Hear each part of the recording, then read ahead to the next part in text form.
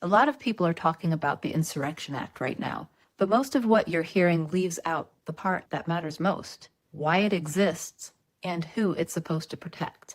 I teach history, and this Saturday, as people prepare to march in cities across the country, I want you to understand exactly what this law means, how it's been used, and how your rights still stand if you know them. At its heart, this is about power, the First Amendment, and our right to stand together peacefully. This Saturday, people across the country will march under the banner "No Kings," peaceful, determined, and unarmed. It's a reminder that in this nation, power flows upward from the people to those who govern, not the other way around.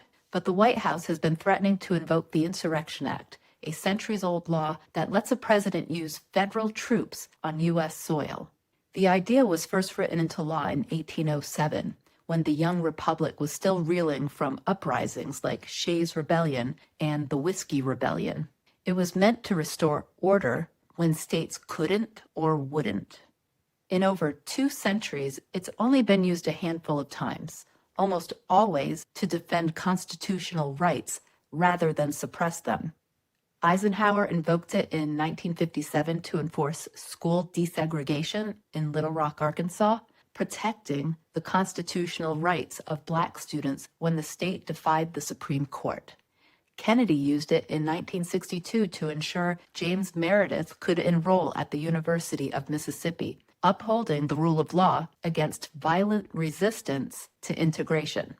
Each time, it was meant to protect rights, not to crush them. And that distinction matters. Today, invoking the Insurrection Act against peaceful protesters would flip the law on its head. It would use military power against the very people the Constitution was designed to protect. That's not law enforcement, that's authoritarianism. The First Amendment is clear.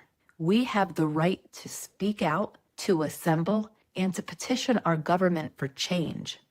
These rights don't evaporate because a president finds dissent inconvenient.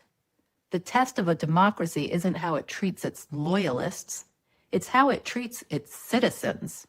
If troops are sent into cities like Portland, Oregon, or Chicago, Illinois this weekend, it will be up to governors, the courts, and the people to stand firm. People.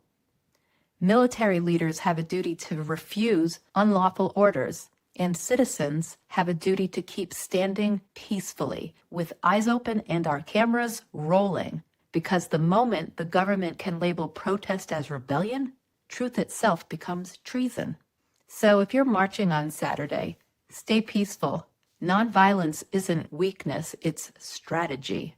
It's how movements from Birmingham to Manila have exposed tyranny for what it is. Document everything.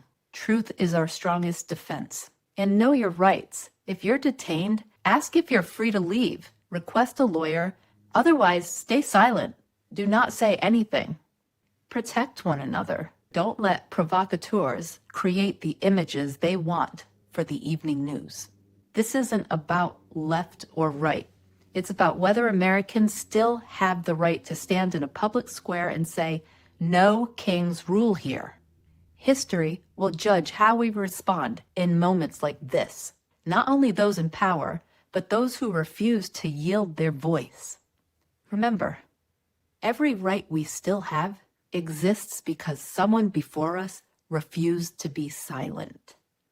If someone tells you protest is rebellion, they're wrong. Rebellion is what created this republic. So when you march, do it with knowledge, not fear.